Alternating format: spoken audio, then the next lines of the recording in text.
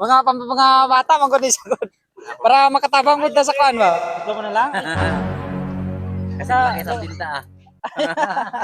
Punta ko nito yung 2 bisis o 1 bisis dito. Dito kahit bukid, kahit hirap. Basta mabuti hanap buhay, gagawin ko. Hindi kayo mawala ng pag-asa. Basta may buhay pa, may pag-asa sa tulong ng Panginoon.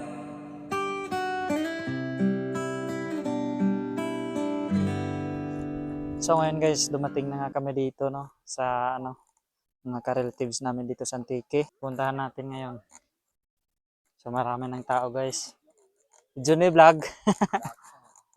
Ha? Para mahalin. Uy, para mahalin daw ang yung niya. Magkano boss? Magkano? May tag 5 piso, may tag 10 piso naman. Yung pinipit ay 10 piso. Kahit malayo boss, nakarating ka dito boss ba? No? Okay. Basta hanap buhay, boss. Sana po Ganyan talaga ang hanap buhay natin. Kung hindi nyo nalalaman guys, yung daanan namin dito, sobrang talaga. Ang hirap ng daanan at sobrang layo talaga ng lugar dito. Pero believe ako kay kuya guys kasi kahit mahirap yung daanan, saka malayo, nakarating siya dito para magbenta ng ice cream. 10 piso. Ayan guys, marami ng... Paraan. Oh, tama buhay. boss. Tama boss. Kahit na Wala. mahirap, basta marangal na trabaho, di ba? Wala tayong taong masagasagaan. Oo, tama boss. Walang maapakang tao. Oh, wala. Tama. Bili ako ng dalawang ice drop. Tag 5. Tag 5 daw, tag 5. Oh, hello. Bilhin na kayo daw ng ice cream. Hindi nalugi yung pagpunta ni Kuya guys kasi maraming tao. Oh, at saka mainit yung araw. Kaya ayan, mas paborito ng mga bata yung ice cream. Hindi man to aking sarili, mayroon akong amo. Ah, may amo ka. Taga Dinsan. Paborito nyo? Paborito? Opo. Good. Paborito mo yung ice cream? Opo. Pabili rin boss kasi alangan namang bablog tayo kasama si Bossing tapos hindi tayo bibili, di ba? Babili tayo para patas. Tag 5 boss no. Bili tayo ng dalawa, meron tayong 10 pesos dito. Tatlo mo na lang. Kasi Laki sa binta ah. lakas ang mental. Sinong wala dyan? Ito pang bata. Bigyan natin guys. Oh, bata.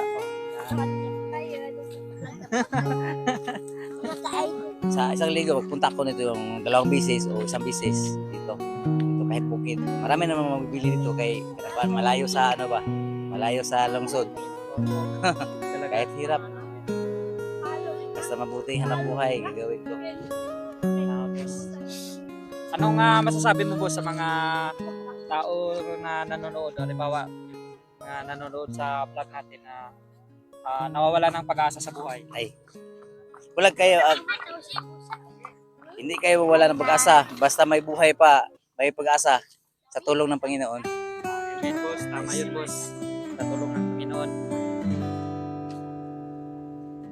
So, salamat, bossing, na naibahagi mo na tapos nakapagbigay ka ng inspirasyon sa mga kababayan natin. Kaya kayo guys, sa mga nawawala ng pag-asa dyan, meron tayong Panginoon guys na tutulong sa atin. Tulad ni Kuya. Thank you po, thank you. Salamat. Sakot lang ako, talos. Talos? Anong pamulong Floyd? Mahirap talaga ang isang kapag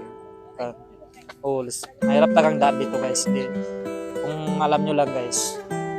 Dito lang yung yung may cement. Ayan, may semento dyan dito.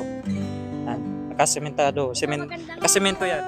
Pero dito lang yan. Pero doon sa pupunta dito. Sobrang hirap talaga. So ngayon guys, para makatulong tayo sa kay boss, maglilibre tayo sa mga bata ng ng ice cream. Kahit sa konting halaga lang, makatulong tayo at para